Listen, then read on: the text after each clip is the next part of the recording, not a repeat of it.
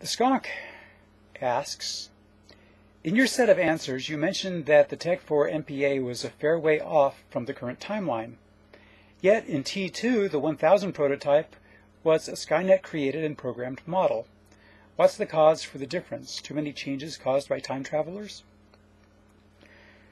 I may not be recalling this exactly correctly, but if I recall in T2, when John's questioning Uncle Bob, he replies, an advanced prototype.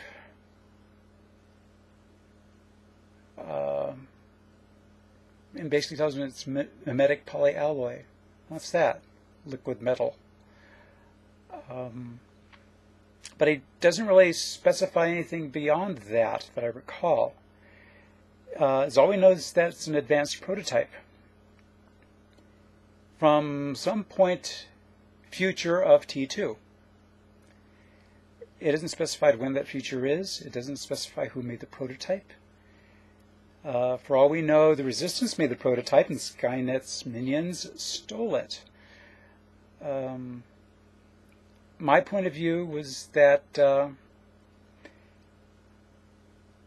it was created approximately 120, 150 years beyond the traditional time travel window, in approximately 2027 in that period. And it was sent back, but it was a prototype. It was a kind of a last-ditch sort of effort. And when its mission wasn't completed, that timeline ended, and we had to wait a bit for another MPA, which was Catherine. By that time, the timeline had changed a little bit, and thus she was not aware of the prototype.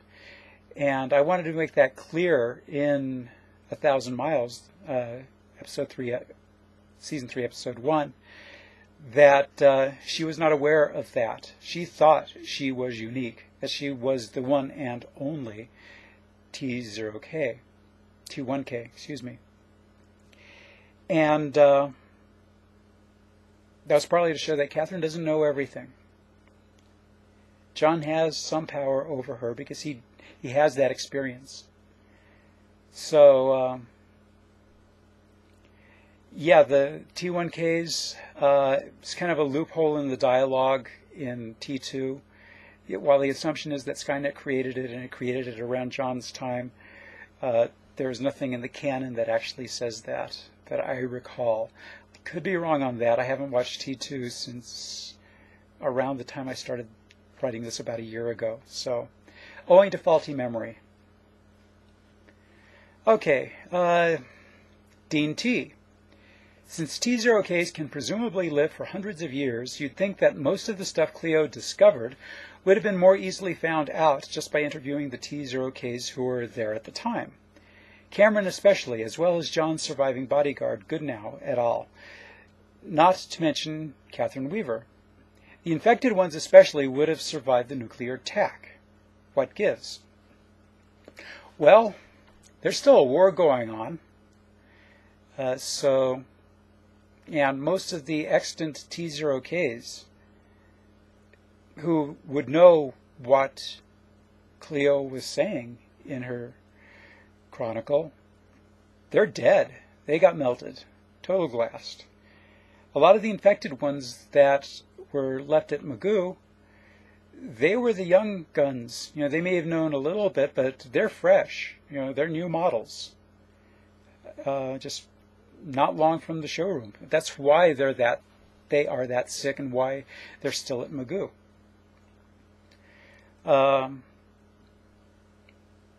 Still, some survived. Cameron, Goodnow, as you point out. Well, Cameron left with John. I will tell you that I think that many of the chronicles came from Cameron, or Cameron and Allison. But they're on a lot of different devices. I think you're thinking that a lot of the data that she gleaned was just kind of all together. And while it was kind of like in one general area, an archaeological area, it's on a lot of different things. Hard drives, chips, paper, everything. It's all the flotsam that people left. And I didn't specify where the dig was. Presumably it was around Zira, in that area, where people had been living for a long time. So there was information to be had. Not the least of which is some of the stuff that's still probably stored at Zira at the end of where I left the story.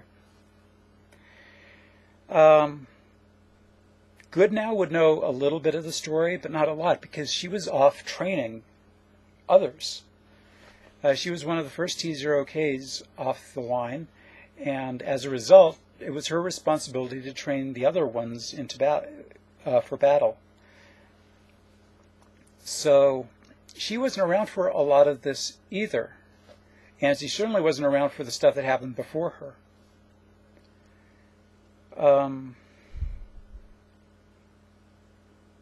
Catherine, as you may have noticed, isn't actually around a lot. She'll show up when she is called. She will occasionally show up for special events and to be there for Savannah because Savannah insists on it since she says that she's family. And Allison kind of insists on it too. So there really aren't a lot of eyewitnesses around following Skynet's demise. Certainly not enough to have the inside information. There are only a few in the inner circle. A lot of them will have seen John around, but they won't know the stories, the details of what happened. And that mostly, I would think, would come from Cameron, Allison, Savannah to an extent, some from Tawny.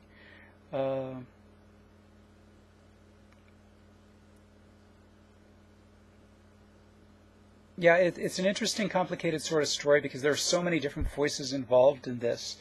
And because I did kill off the vast majority of T0Ks at the time, there are a few scattered about, but again, none of them are in the inner circle that would actually know this well enough for the Chronicles unless somebody said anything. And there's no reason why they would have. But that was a good question, thanks. So I guess we're going to move on to the next video. So see you there.